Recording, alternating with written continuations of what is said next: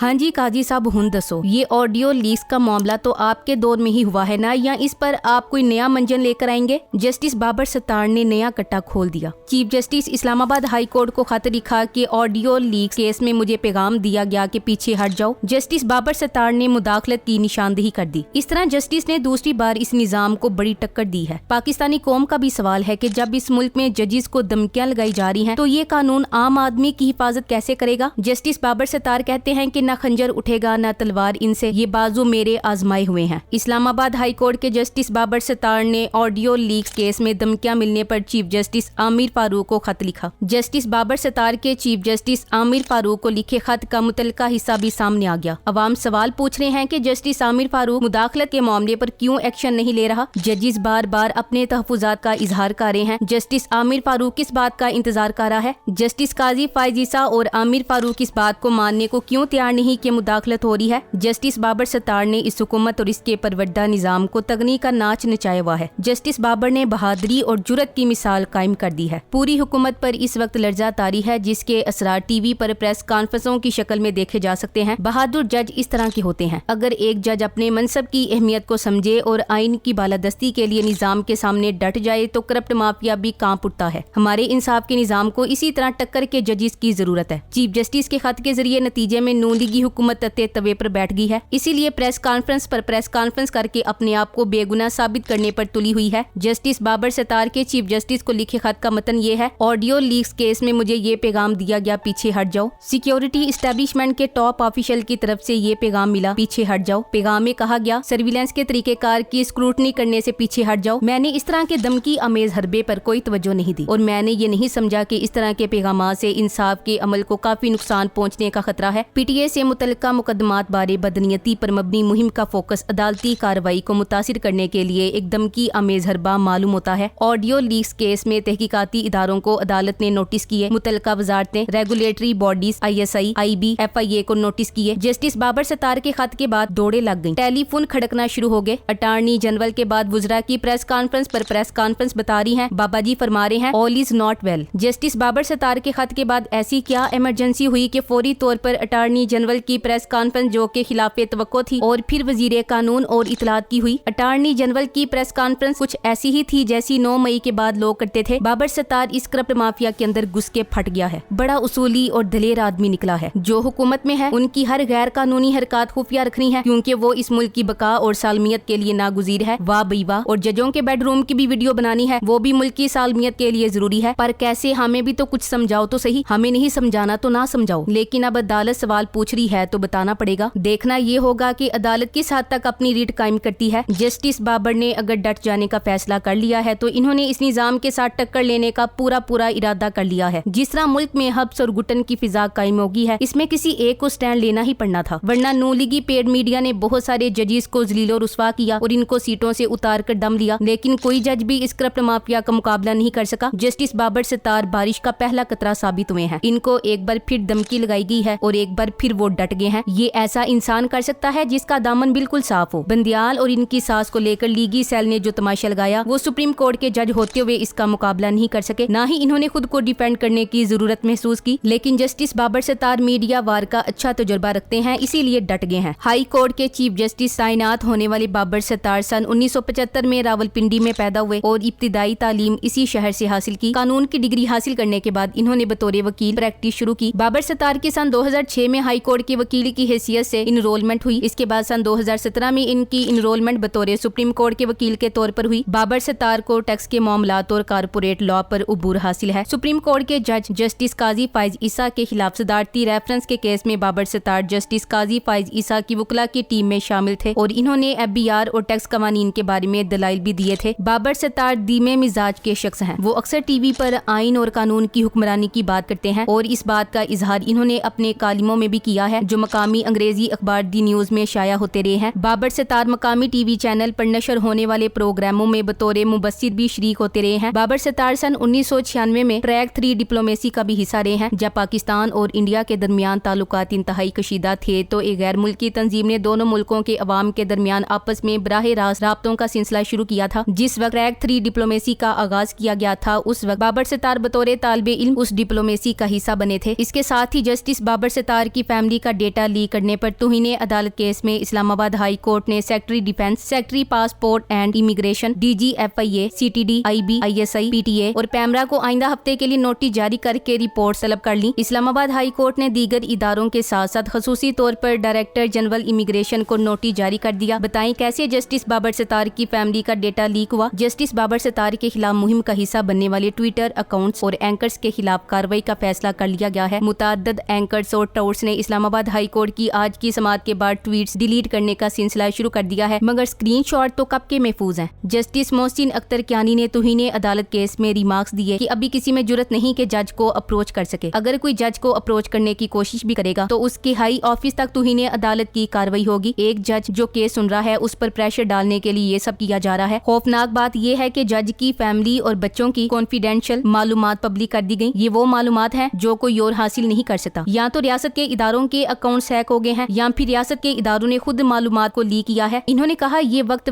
की बात है, ये साइकिल है। कल इधर वाले दूसरी तरफ खड़े होंगे। आज जो हुकूमत में है तो कल ये उठाए गए होंगे। सरकारी अफसरान को ना करना आनी चाहिए। सायरा बानो ऑफिशियल से पैगाम जारी किया गया कि मुदाखलत नहीं करते, सियासत से ताल्लुक नहीं, जमहूरियत पर यकीन रखते हैं। इन सब बातों को झूठ साबित करने के लिए ये खाती काफी है। जस्टिस बाबर सत्तार को जिस तरह मनपसंद फैसले हासिल करने के लिए एजेंसियों की तरफ से दबाव डाला गया, ये बेशर्मी और लाकानूनियत की इंतहा है। और हद ये है कि फिर कहते हैं सियासत से ताल्लुक नहीं। अगले 48 घंटों में इमरान खान भी वीडियो लिंक के जरिए अपनी आवाम के सामने होंगे। जस्टिस अतर मिनल्ला ने इमरान खान को जाती हैसियत सुप्रीम कोर्ट में पेश होने की हिमायत कर दी है। चीफ जस्टिस काजी फाइज ने कहा कि ये कानून की तशरीह का मामला है। एक शख्स जो वकीली नहीं, वो क्या मुआवनत करेगा। यानी काजी साहब को खान के दलाइल देने पर एतराज हुआ। इस पर जस्टिस अतर मिनल्ला बोले, हम कैसे इमरान खान को अदालत तक रसाई देने से इनकार कर सकते हैं। बुग़्ज़े इमरान में मुबतला चीफ जस्टिस काजी फाइजी साहब, तुझ पर अफसोस है। उस्तानी बेगम जरीना उर्फ सरीना ईसा वकील ना होते हुए 10 रुकनी बेंच के सामने पेश होकर दलाइल दे सकती हैं, मगर ऑक्सफोर्ड यूनिवर्सिटी का ग्रेजुएट इमरान खान अपने दलाइल से अदालत की मुआवनत नहीं कर सकता। वाह। काजी साहब ने तंजिया अंदाज में बोला कि इतने पेचीदा आईनी मसले पे अगर इमरान खान दलाइल देना चाहते हैं तो हम उन्हें नहीं रोकेंगे। काजी साहब यही मौका है पूरा सार निकाल लेना, इसके बाद बूटों से निकल के मुल्क के चीफ जस्टिस बन जाना और आईनों कानून के मुताबिक फैसले देना। पहली बात, जेल इंतजामिया किसी भी हद तक जाएंगे और हर किस्म के बहाने बनाएंगे कि इमरान खान की पेशी वीडियो लिंक के जरिए मुमकिन ना हो, वरना खान के एक दीदार से इनकी जिंदगियां इससे भी ज्यादा जहन्नुम बन जाएंगी। दूसरी बात, अगर सुप्रीम कोर्ट के दीगर जजेस से प्रेशर आया और हर सूरत इमरान खान की पेशी यकीनी बनाना चाहा तो समाअत टीवी पर नशर करने से रोकने की कोशिश की जाएगी। तीसरी बात, काजी इमरान खान का सामना करने से डरते हैं। इमरान खान खुद दलाइल देंगे और सुप्रीम कोर्ट में बोलेंगे तो काजी उनको बोलने नहीं देंगे और बार बार टोकेंगे। काजी इमरान खान को नीचा दिखाने के लिए अपना बड़ास निकालेंगे। अलबत्ता इमरान खान की पेशी के इम्कानात कम है। अब पटवारी अतर मिनल्ला की शान में तारों की सूरत सीधे लिखने लग जाएंगे, लेकिन ये वही अतर मिनल्ला है जिन्होंने इमरान खान की हुकूमत से नवाज शरीफ की जिंदगी की गारंटी मांगी थी। अतर मिनल्ला के बारे में तहरीक इंसाफ की क़यादत का कुछ हिस्सा नरम गोशा रखता है। आज के फैसले के बाद इसे हीरो बनाने की मजीद कोशिश भी की जाएगी, लेकिन हमने नहीं भूलना कि 9 अप्रैल की रात कहीं से अफवाह उड़ी कि इमरान खान ने जनरल बाजवा को बरतरफ कर दिया है। जस्टिस अतर मिनल्ला की अदालत में पड़ी एक पुरानी पिटीशन को हरकत में लाया गया जो जनरल बाजवा की बरतरफी को एडवांस में ही चैलेंज कर रही थी। हाई कोर्ट की लाइट्स ऑन हुई। अतर मिनल्ला साहब जनरल बाजवा को बचाने के लिए घर से निकले। फिर पता चला बाजवा की बरतरफी की अफवाह झूठी खबर है, तो अतर मिनल्ला साहब घर वापस लौट गए। दूसरी जंगे अजीम 6 साल तक जारी रही, लेकिन जब वो खत्म हुई तो दुनिया में ताकत का तवाजुन हमेशा के लिए बदल गया। पाकिस्तानी कौम इस वक्त उसी किस्म की जंग लड़ी है जिसके बाद पाकिस्तान में ताकत का तवाजुन हमेशा के लिए बदल जाएगा। इसलिए इस जंग में हारने का सवाल ही पैदा नहीं होता। ये जंग अदालत तक पहुंच चुकी है। Thanks for watching. Allah Hafiz.